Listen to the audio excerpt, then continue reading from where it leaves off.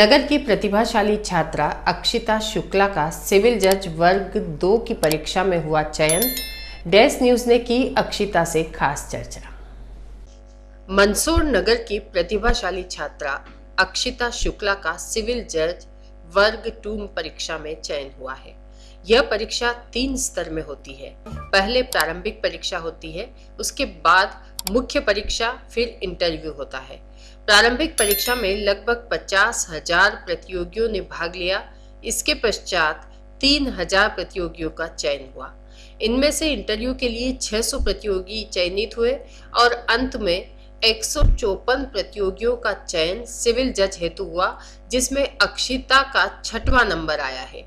अक्षिता से हमारे news bureau chief Brajesh Joshi से जब चर्चा हुई तो उन्होंने बताया कि वह इस उपलब्धि में अपने दादाजी श्याम मोहन शुक्ला और नानाजी हेमशंकर शर्मा के आशीर्वाद और प्रेरणा को सबसे महत्वपूर्ण मानती है।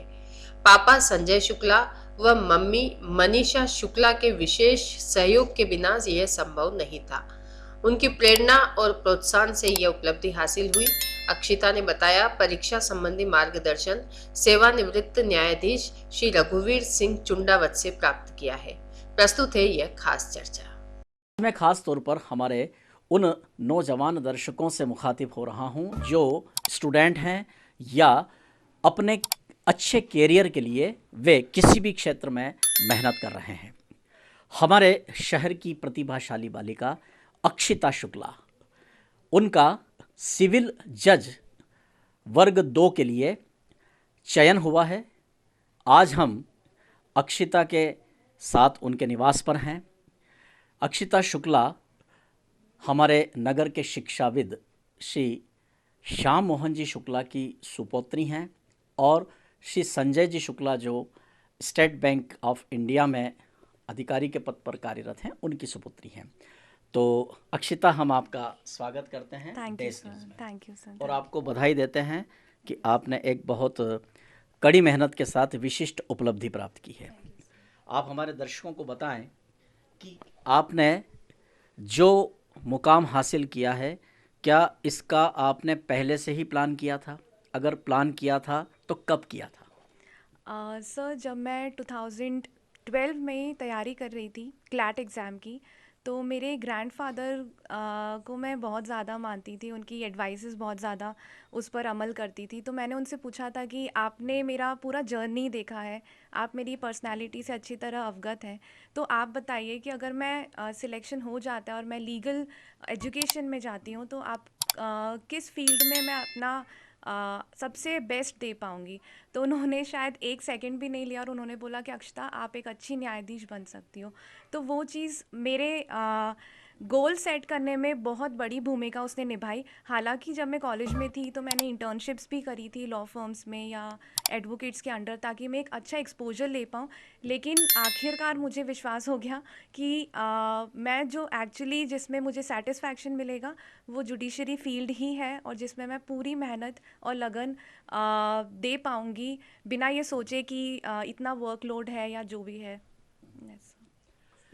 आपकी व्यक्तिगत रुचि और दादाजी की प्रेरणा, इन दोनों चीज़ों ने आपको इस मुकाम तक पहुंचाने में मदद करी। बहुत अच्छी बात है। अब आप हमारे अक्षिता, हमारे कई ऐसे दर्शक इस वक्त आपको देख रहे हैं जो स्टूडेंट हैं और वे भी आपकी तरफ सिविल जज की तैयारी करना चाहते हैं या अपने कैरियर में और कोई मुकाम आने, तो आप उन्हें क्या सलाह देगी? आप ये बताइए कि जब आप स्कूल में पढ़ती थी तब आपने सोचा था कि आप किसी ऐसी विशिष्ट परीक्षा में अपने आप को सफल? सर, जब मैं 10th स्टैंडर्ड तक में आ गई थी तो मुझे इतना पता था कि मुझे एडवांस में तैयारी स्टार्ट करनी पड़ेगी, एटलीस्ट डिसाइड करना पड़ेगा, क्योंकि आजकल कंपटीशन इतना ज़्यादा बढ़ रहा है कि आप लेट नहीं हो सकते। अगर लेट होंगे तो फिर वो कंपटीशन फेस करने में इशू आएगा। तो 10th तक मुझे ऐसा लग रहा था कि सोशल स्टडीज़ में मेरा बहुत ज़्यादा इंटरेस्ट था, कॉन्स्टिट्यूशन हमें पढ़ाया गया था, तो वो जब मैं पढ़ा तो मुझे लगा कि हाँ ये मेरा इंटरेस्ट एरिया है, तो मैंने तब एटलीस्ट सब्जेक्ट चॉक आउट कर लिया था कि हाँ ये सब्जेक्ट में मैं बहुत अच्छा कर सकती हूँ। फिर उस सब्जेक्ट से रिलेटेड जो जो फील्ड्स थी वो मैंने एक्सप्लोर करना चालू करी।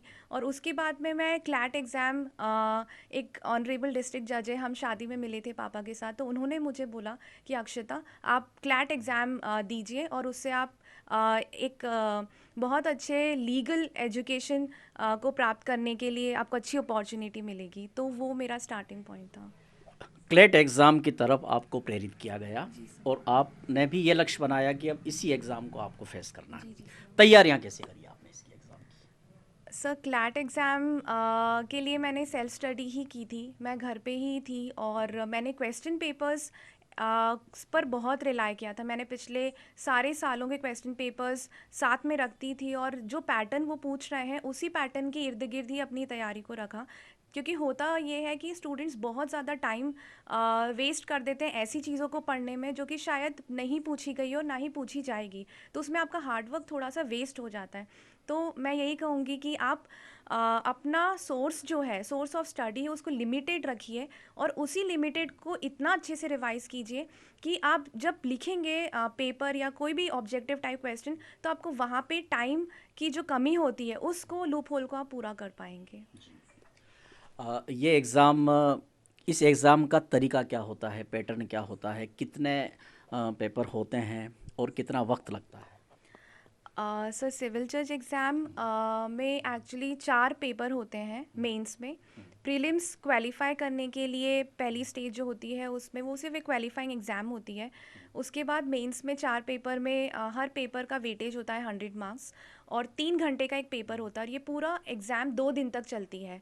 6 घंटे एक दिन में आपको लिखना होते हैं और दूसरे दिन भी आप 6 घंटे ही लिखते हैं। तो इतना सारा जब आपको लिखना है तो उसके लिए एक बहुत अच्छा स्ट्रैटेजी बनानी पड़ती है कि आप 6 घंटे और 6 घंटे मतलब 12 घंटे में अपना बेस्ट दे पाएँ। तो मैं सबसे पहले यही कहूँगी कि अपनी स्ट्रैटेजी बनाने में भले ही आपको बहुत ज़्यादा टाइम लगाएं, क्योंकि अगर स्ट्रैटेजी फेल हो गई तो आपका हार्ड वर्क वेस्ट चला जाएगा। तो स्ट्रैटेजी बहुत अच्छे से आप सोच समझ के बनाएं। एक गुरु बना लीजिए जिन्होंने ये मुकाम हासिल किया है। मल्टीपल लोगों से ना पूछें क्योंकि उसमें आप कन्फ्यूजन होगा आपको। एक ही गुरु बनाएं। अपना जो गाइडेंस लेना है उसे सीमित रखिए कि सिर्फ इन्हीं 2-3 लोगों से मुझे गाइडेंस लेना है और ज़्यादा रिलाई करिए उन पर जिन्होंने एग्जामिनेशन को क्रैक किया है। और जो अपने सोर्सेस हैं, अगेन मैं वही कहूँगी कि अपने जो सोर्सेस हैं उनको थोड़ा सा लिमिटेड रखिए। और क्वेश्चन पेपर तो ऐसी चीज़ है कि आप हर दिन अपनी टेबल पे ही क्वेश्चन पेपर रखें ताकि आपके जो तैयारी है वो टू द पॉइंट हो पाए। अक्षिता, आपने एक बहुत अच्छी बात कही कि अपना कोई एक आइडियल बनाए, गुरु बनाए। जी सर। तो निश्चित रूप से आपने भी किन्हीं को गुरु बनाया होगा। Yes. तो आप बताना चाहेंगे आपने किनको अपना जी आदर्श सर। और गुरु बनाया? सर ऑनरेबल जस्टिस रघुवीर सिंह चुंडावत सर, मैं जब स्ट्रगल कर रही थी, मैं पिछली बार 0.75 मार्क्स से मेरा फाइनल सिलेक्शन रुक गया था, तो मैं जानती हूँ कि मुझे कितना दुख हुआ था। लेकिन जब सर के बारे में मुझे पता चला कि सर पढ़ा रहे हैं बच्चों को और मैं सर से मिलने भी गई, तो सर ने मुझसे सिर्फ ये कहा कि अक्षिता तुम कर सकती हो, तुम बस कल से पढ़ने आ जाओ। मेरा पेपर 4 जो रहता था वो थोड़ा वीक पॉइंट रहता था, जजमेंट राइटिंग, और मैं जितना उनको थैंक यू कहूँ उतना कम है क्योंकि उन्होंने मुझे रोज़ 2-2 घंटे बैठ के 7-8 महीने तक मुझे पढ़ाया है। और इसीलिए मैं पेपर 4 जो मेरा एक माइनस पॉइंट था वो उसकी वजह से आज मैं अच्छी रैंक हासिल कर पाई। श्री रघुवीर सिंह जी चुंडावत जो सेवानिवृत्त माननीय न्यायाधीश हैं, हमारे ही शहर के प्रतिष्ठित नागरिक हैं और उन्होंने आपको अपनी एक तरह से शिष्य बनाकर मार्गदर्शन दिया और आप उन्हीं को श्रेय देती। अक्षिता, गुरु के साथ साथ परिवार, माता पिता, भाई बहन, उनका भी योगदान बहुत महत्वपूर्ण होता है किसी भी बच्चे के करियर में। तो आप इस बारे में भी कुछ बताएं। जी सर।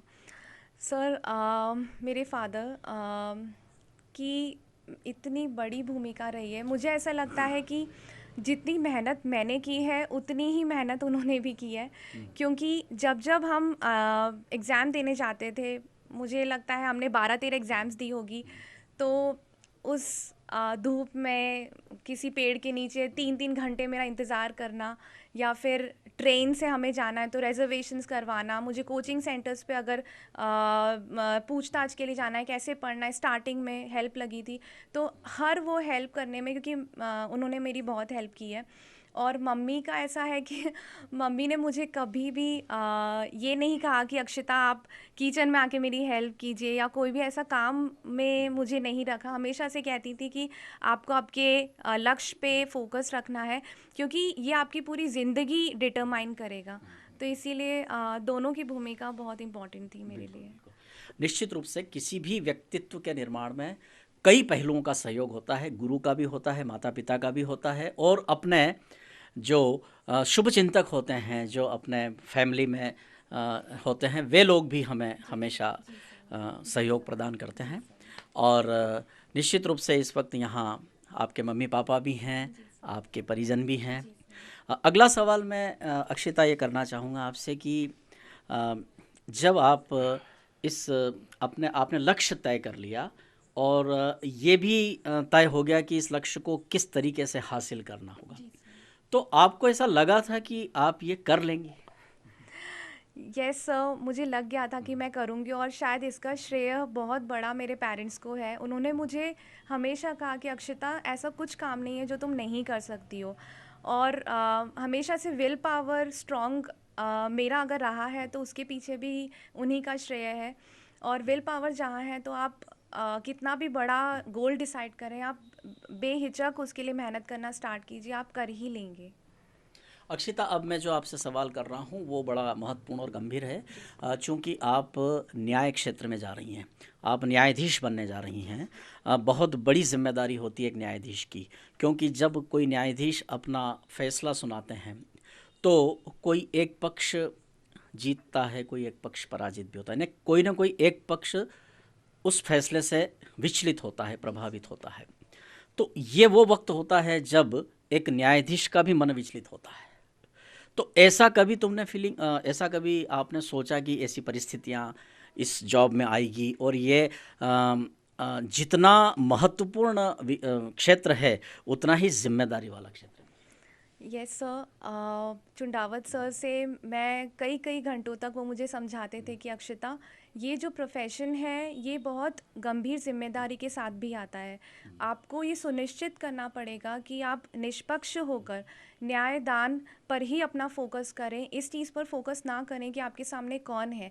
आप न्यायाधीश हैं उन पक्षकारों के लिए, और आप न्यायाधीश नहीं हैं उन किसी भी और लोगों के लिए। तो जब आप सीट पे बैठेंगी तो आप बस ये ध्यान रखिएगा कि जस्टिस डिस्पेंस हुआ है। आ, अब मैं आपसे ये पूछना चाहूँगा अक्षिता कि ये जो आपने परीक्षा उत्तीर्ण कर ली है, अब आप प्रशिक्षु के रूप में, ट्रेनी के रूप में अभी आप हैं, तो इसका अब अगला चरण क्या होगा? सर, अभी 2 महीने 3 महीने तक तो ऐसा कुछ ऑर्डर नहीं आएगा, लेकिन 2-3 महीने के बाद 2 साल की ट्रेनिंग होगी। 2 साल में हमें फील्ड पोस्टिंग भी मिलेगी, लेकिन उसके साथ साथ जुडिशल एकेडमी जो जबलपुर में है वहाँ पे हमें जाना पड़ेगा।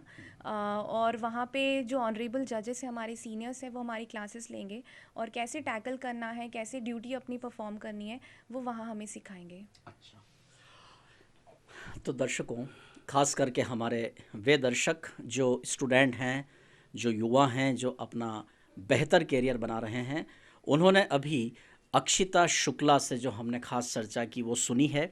हम उम्मीद करते हैं कि अक्षिता से जो आपने सुना है आप ज़रूर प्रेरित होंगे, और निश्चित ही आप भी कभी ऐसी ही उपलब्धि प्राप्त करेंगे जो अक्षिता ने प्राप्त करी है। अक्षिता, अब आप ये बताएं कि सफलता मिलने के बाद मन बड़ा खुश होता है, तो जैसे ही आपको ये सूचना मिली कि आपका सिलेक्शन हो गया है, उस वक्त क्या कैसे रिएक्ट किया आपने? सर, उस दिन महाशिवरात्रि का पर्व था, और लगभग 10 बजे मेरी फ्रेंड ने मुझे एक व्हाट्सएप पे मैसेज भेजा कि congratulations Akshita, you deserved it. तो मैंने देखा कि क्योंकि महाशिवरात्रि एक हॉलीडे था और 10 बजे एक्सपेक्टेशन नहीं होती कि ऐसा कोई रिजल्ट आएगा, तो मैंने फिर लिस्ट जब मैं अपना नाम देखा, हमारे घर के सामने शिव मंदिर के सामने मम्मी के साथ में लगभग कुछ 30 से 35 लोग भजन गा रहे थे और सारा बहुत भक्ति का पूरा माहौल था। उस टाइम मैंने बहुत ज़ोर से चिल्लाया मम्मी को कि मम्मी मैं जज बन गई, और सारे मैं घबरा तो नहीं गई चिल्लाई तो? रो दी थी मम्मी। अच्छा अच्छा, हाँ। तो वो भावुक क्षण होते हैं बहुत ज़्यादा, क्योंकि हमने ये बहुत समय से हमने इंतज़ार किया इस क्षण का। और तब पापा पशुपतिनाथ मंदिर गए थे, तो मैंने उन्हें कॉल किया कि पापा मैं जज बन गई हूँ और रैंक भी बहुत अच्छी आई है। तो पापा बस मंदिर में जा नहीं पाए, बस बाहर से दर्शन करके और वापस लौट आए। बिल्कुल। एक सवाल और मैं इसलिए आपसे कर रहा हूँ कि जब जब भी कोई विशिष्ट उपलब्धियां प्राप्त होती है या इंटेलिजेंट जो विद्यार्थी होते हैं प्रतिभाशाली, तो उनके बारे में कहा जाता है कि इन्हें तो कोई दूसरा शौक़ नहीं होता है, ये तो केवल किताब में ही रहते हैं, केवल लिखने पढ़ने में ही रहते हैं। लेकिन क्या आपके साथ भी यही हुआ कि कोई दूसरे शौक़ जैसे पुस्तकें पढ़ना, अखबार पढ़ना, किसी गेम्स में जाना, इस तरह के भी शौक़ रहे आपको? सर मुझे लगता है कि जब आप एग्ज़ाम की प्रेपरेशन करते हैं, वो 2 साल हो या 3 साल हो, वो बहुत क्रूशियल होता है। हो सकता है आपको थोड़ा सा कम समय मिले शौक देने के लिए या फिर अपना टाइम स्पेंड करने के लिए, लेकिन आप ज़रूर करिए। मेरे लिए मेरा एक टारगेट रहता था कि मुझे सुबह 8 बजे से 2 बजे तक पढ़ना ही है, लेकिन 2 से 3:30 वो ऐसा टाइम रहता था। तब मुझे पसंद है सीरीज़ देखना, तो मैं अपनी फेवरेट सीरीज़ देखती थी और वो थोड़ा सा एक शॉर्ट नैप भी ले लेती थी। फिर 3 से 7 पढ़ती थी, तो और 7 बजे जैसे ही पापा बैंक से आते थे, तो मुझे अच्छा लगता है उनके साथ टाइम स्पेंड करना, तो मैं फिर उसके बाद नहीं किताबों को हाथ लगाती थी। तो एक अगर आपने बैलेंस मेंटेन कर लिया, तो आपको कभी लगेगा ही नहीं कि आप किसी चीज़ में बहुत ज़्यादा अपना वर्कलोड लेके चल रहे हैं।